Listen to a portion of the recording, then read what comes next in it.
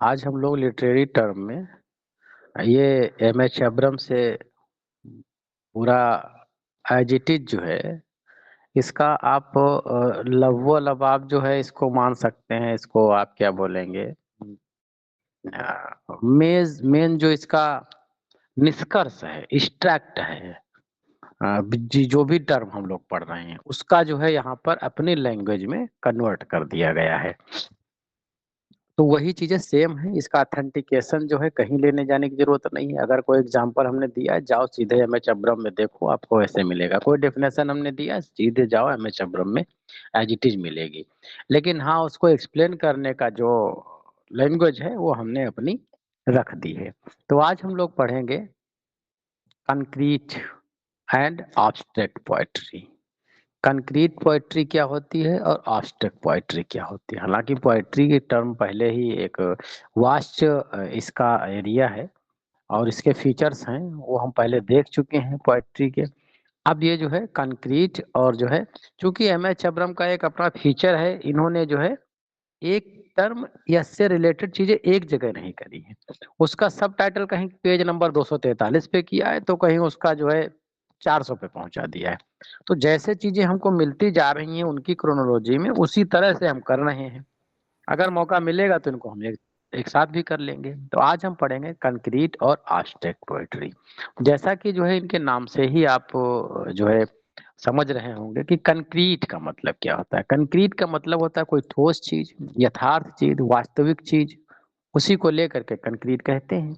Denote the specific and tangible entities, मतलब जो एक भौतिक कोई स्वरूप हो, उसके लिए जो है हम कंक्रीट टर्म का यूज करते हैं। ये जो है जनरली हम फिजिकल ऑब्जेक्ट्स के लिए या फिर किसी जो है व्यक्ति विशेष के लिए चीजें यूज हो जाती हैं, उसे हम क्या कहते हैं, कंक्रीट यूज करते हैं उसके लिए। जैसे टी.एस. इलियट का ये जो वर्क है ग्रीसियंस, ये जो है आपको यहाँ पर कंक्रीट पोएट्री का या कंक्रीट चीजें यहाँ पर देखने को मिलती है। दूसरा जो टर्म है आपका एब्स्ट्रैक्ट, जैसा कि हम लोग पार्ट्स ऑफ स्पीच में पढ़ते हैं, नाउन में एब्स्ट्रैक्ट नाउन पढ़ते हैं। मतलब कोई ऐसी चीज जिसे ना ही हम छू पा रहे हो, ना ही हम जो है उसे देख पा रहे हो, बट उसे हम महसूस कर ले रहे हो। फीलिंग या सेंसुअस बेस्ड जो चीजें होती हैं, वो सब चीजें क्या होती हैं, एब्स्ट्रैक्ट एब्स्ट्रैक्ट चीजें होती हैं। Represent the broader class of things are the intangible quality. वहां पर क्या है, टेंजिबल क्वालिटी, जिनका कोई भौतिक अस्तित्व होता है, और ये इंटेंजिबल, जिनका कोई भौतिक अस्तित्व नहीं होता है। Qualities that exist at the attribute of the persons are object, जो किसी व्यक्ति या किसी ऑब्जेक्ट को संदर्भित करती हैं या उनकी विशेषता को बताती हैं। यहाँ पर जो फिजिकल है, जैसे फिजिकल में क्या आ जाता है, जैसे कोई पहाड़ी है, पेड़ है, नदी है, जो देख सकते हैं हम लोग, कोई जो है वस्तु है, ट्रेन है, एरोप्लेन है, कोई व्यक्ति है, कोई महिला है, कोई पुरुष है, कोई जानवर है, ये सब क्या हो गए हमारे, ये सब आ गए हमारे कंक्रीट कंक्रीट में आ गए। और बट जैसे आपको देखने को मिल गया, चमक है, ब्यूटी है, इविल है, डिसअपेयर है, ये सारी चीजें क्या हो गई एब्स्ट्रैक्ट में। जैसे ब्यूटी है, तो हम सुंदरता को देख नहीं सकते। अब दिमाग में हो सकता है आइडिया आ जाए कि यार कॉलेज में तो हम जाते हैं, मेले में जाते हैं, तो बहुत सारे सारे सुंदर चीजें दिखती हैं हमको। तो वो सुंदर स्त्री हो या सुंदर पुरुष हो, सुंदर लड़की हो या सुंदर लड़का हो, आपको सुंदरता नहीं दिखती है, सुंदर कोई व्यक्ति दिखता है आपको। ऐसा नहीं कह सकते कि वहां पर चलो देखो सुंदरता खड़ी है, ऐसा नहीं कह सकते। तो सुंदर कोई पुरुष, स्त्री, महिला, कोई वस्तु ऐसे ही होगी, तो वो हम फील कर सकते हैं, उसको हम टच नहीं कर सकते। ये हो गई हमारी ऑब्स्ट्रैक्ट और कंक्रीट का। जैसे अलेक्जेंडर प्रोप का spring standard the human breast, ये जो इनका जो है इन्होंने इस चीज को यहाँ एक्सप्लेन किया है। अब आते हैं कि इनका अगर कंक्रीट और एब्स्ट्रैक्ट में थोड़ा अगर क्रिटिसिज्म तुलना कर लिया जाए, तो जो कंक्रीट होता है वो जो है किसी भौतिक चीज को डिनोट करता है। मतलब ऐसा लिटरेचर, ऐसी पोएट्री जो किसी भौतिक अस्तित्व पर लिखी गई हो, जैसे किसी जो है कोई पुरुष पर लिखी गई है, किसी महिला पर लिखी गई है, किसी पेड़ को रिप्रेजेंट कर रहा है, कोई पहाड़ियों को रिप्रेजेंट कर रहा है। तो ऐसी चीजों को जो है जब हम डिपिक्ट करते हैं, तो वो सारी की सारी पोएट्री जो है कंक्रीट पोएट्री आ जाती है। जैसे हम किसी भवन, किसी महल पे लिख रहे हैं, या जो है पहाड़ी से झरना नीचे गिर रहा है, उसका वर्णन किया जा रहा है, तो उस जो भी साहित्य इस तरह के हैं, वो सारे के सारे आपके कंक्रीट के अंतर्गत आ जाते हैं। एब्स्ट्रैक्ट वाले वो होते हैं जहाँ पर जो है हम सिर्फ उनकी भावनाओं को डिपिक्ट करते हैं या उसकी क्वालिटी को डिपिक्ट करते हैं। जैसे कि यहाँ पर जो है आवर पीस लिखा हुआ है, तो पीस का मतलब शांति होता है ना, शांति या शांत, तो ये कोई दिखता नहीं है, हम सिर्फ उसे महसूस कर सकते हैं। तो ये ऐसी चीजें अगर दिखती है कहीं, तो क्या हो गया, एब्स्ट्रैक्ट डिस्क्रिप्शन हो गया। जैसे कि ये किंग लियर की, शेक्सपियर की, एडगर की ये लाइन है जिसमें आता है रैपनेस इज ऑल। आपसे दे करके अगर पूछ ले कि डिवाइस कौन सी यूज की गई है, यहाँ पर मामला फंस जाएगा आपका। तो ये ऑब्स्ट्रैक्ट डिस्क्रिप्शन है, ऑब्स्ट्रैक्ट जो है ये लिटरेचर के अंतर्गत ये आता है। तो दो चीजें समझ में आ गई आपको, ऑब्स्ट्रैक्ट क्या होता है, कंक्रीट क्या होता है। कंक्रीट क्या होता है, ठोस होता है, ऐसा साहित्य जो है अपने विषय वस्तु में किसी नदी, पहाड़, वस्तु या जानवर या किसी स्त्री, पुरुष, व्यक्ति विशेष को लेकर के वो लिखी जाती है, जिसे हम भौतिक स्वरूप जिन ऑब्जेक्ट्स का है उन पे लिखी जाती है, वो सारी कंक्रीट लिटरेचर कहलाता है। और जो है किसी ऑब्जेक्ट या किसी व्यक्ति की क्वालिटी पे लिखी जाती हैं, व्यक्ति पे लिखी गई है तो कंक्रीट, अगर व्यक्ति की क्वालिटीज पे लिखी गई है, ऑब्जेक्ट की क्वालिटीज पे लिखी गई है जिसे हम सिर्फ दे महसूस कर सकते हैं, तो वो सारी क्या हो गई, ऑब्स्ट्रैक्ट डिस्क्रिप्शन या ऑब्स्ट्रैक्ट लिटरेचर हमारा कहलाएगा। जैसे कि reference is all. Poetry as a concrete description की अगर हम बात करें, तो जैसे कीट का इंडिमियान जो है, ये जो है ये इसी तरह से रिलेटेड कुछ है। जैसे कि कीट्स का वर्क जो frequently implied the vivid sensory, however the poet's usual abstract language when situated there purpose. कीट का जो इंडीमियान है, इसमें जो किसी व्यक्ति की या उस इंडीमियान जो लड़की है उसकी जो है क्वालिटी को डिस्क्राइब करते हैं, तो इसे आप जो है हम कंक्रीट पोएट्री के अंतर्गत रखेंगे। कंक्रीट पोएट्री में जैसे कि a poetry emphasizes the visual arrangement of the text. दूसरा एक चीज ये भी होता है कंक्रीट पोएट्री का, आप लोगों ने देखा होगा कि जस्ट मैं ब्लैंक पे आता हूँ यहाँ पे, ये देखिए, जैसे कभी-कभी हमको लिखना है कि जैसे ये उसका क्रिश्चियनिटी का जो उनका होता है सिंबल, क्या होता है? ऐसे-ऐसे होता है सिंबल ना, ये वाला, प्लस वाला, है ना? तो पोएट्री अगर लिखी है तो यहाँ से लिखना चालू हुआ। शब्दों का, अक्षरों का यहाँ-यहाँ है, यहाँ-यहाँ लिख रहे हैं, यहाँ तक लिख के आ गया। फिर यहाँ से लिख के लिख रहे हैं या केस इसको ऐसे-ऐसे लिखते जा रहे हैं। फिर ऐसे-ऐसे यहाँ तक के लिखते आ गया। तो जो ये राइटिंग होगी तो बिल्कुल वो सिंबल ऐसा बनेगा कि जैसे वो क्राइस्ट का जो मार्क बना हुआ है, ऐसा बना हुआ है। अगर जो है वो चाँद पे लिखी जा रही है, चाँद की खूबसूरती पे लिखी जा रही है, तो एक जो है चाँद के आकार में ऐसा कुछ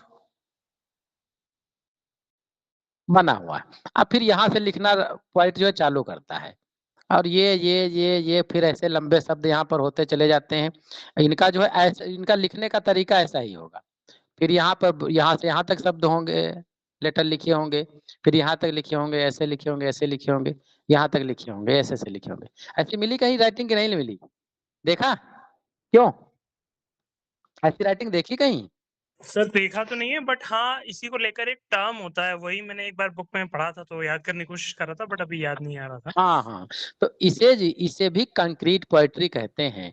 तो सपोज दैट आपको जो है बिल्ली पे लिखना है, तो अगर जैसे जो बिल्ली बिल्ली होती है, हालाँकि मैं बना नहीं पा रहा हूँ, जैसे भी कुछ हो, अगर माइस पे लिखना कुछ ऐसा कोई आकार अगर किसी जानवर पे लिखना है, तो वो आकार जो लिखा होगा तो आपकी उसकी राइटिंग में आपको वो आकार परिलक्षित होगा।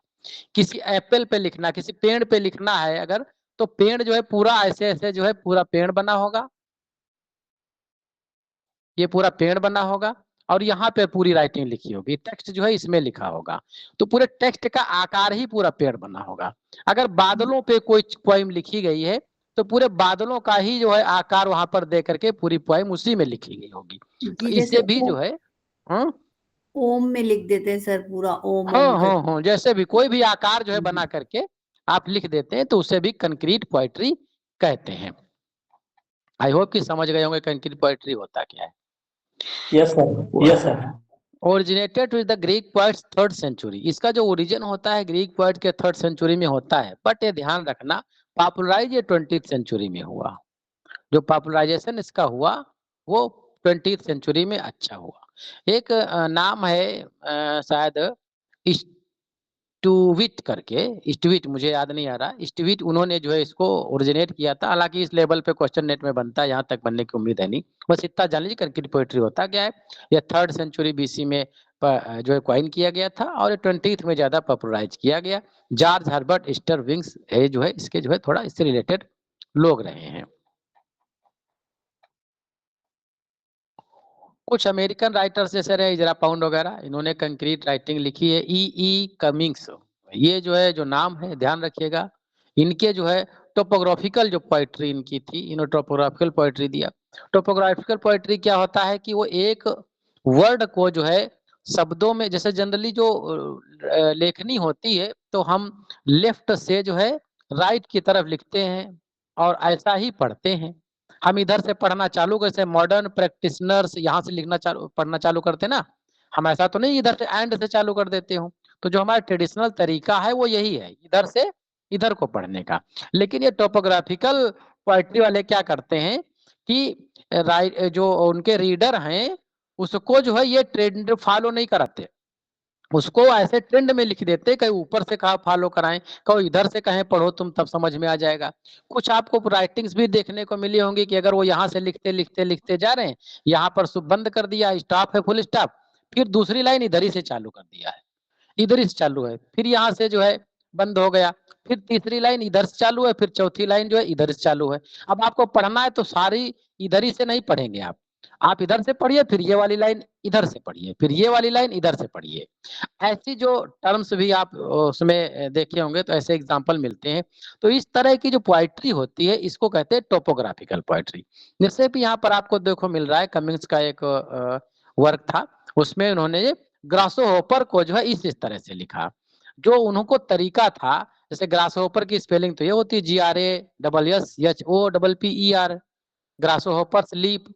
तो अब इसको लिख कैसे रहे हैं, देखो यहाँ पर GRA इधर लिख रहे हैं, SS इधर लिख रहे हैं और या EPS इधर लिख रहे हैं। मतलब आपका दिमाग लगेगा तब इस तरह की पोएट्री को या इस तरह के आप लिटरेचर को पढ़ पाएंगे। तो इसको क्या कहते हैं, जो अमेरिकन राइटर्स ने इसको जो है एक टोपोग्राफिकल पोएट्री करी। तो आप 3 तरह की चीजों को आपने जाना, एक तो कंक्रीट पोएट्री, दूसरा एब्स्ट्रैक्ट पोएट्री और तीसरा टोपोग्राफिकल पोएट्री या टोपोग्राफिकल लिटरेचर। तो एब्स्ट्रैक्ट कंक्रीट वो होगा जो है मतलब ठोस चीजों को, वस्तु, किसी व्यक्ति विशेष वस्तु को जो है आगे दिखाएगा, और जो एब्स्ट्रैक्ट होगा जो किसी की क्वालिटी दिखाएगा, और जो टोपोग्राफिकल होगा वो जो है उसी लेटर को चेंज करके इधर से उधर जो है उसका जो पढ़ने का क्रम है उसे बदल देता है। आगे देख लो इसका भाई, कुछ एक्सरसाइज दिया, कुछ एग्जाम पॉइंट हमने दे रखे हैं, वही चीजें हैं जो हमने बता डाली हैं अभी तक के।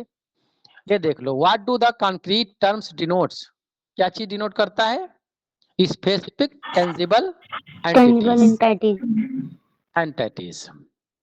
अगला, which of the following is an example of an abstract term, क्या होगा, ब्यूटी। एब्स्ट्रैक्ट क्या होगा, ब्यूटी। ट्री अगर कर दिया जाए, किसी भी पोएट्री का विषय अगर ट्री है तो किस में आ जाएगा, वो फ्लावर है तो किस, कंक्रीट, सॉरी कंक्रीट में आ जाएगा। फ्लावर है अगर किसी का तो वो कंक्रीट में आ जाएगा, क्योंकि वो देख सकते हो, छू सकते हो उसको।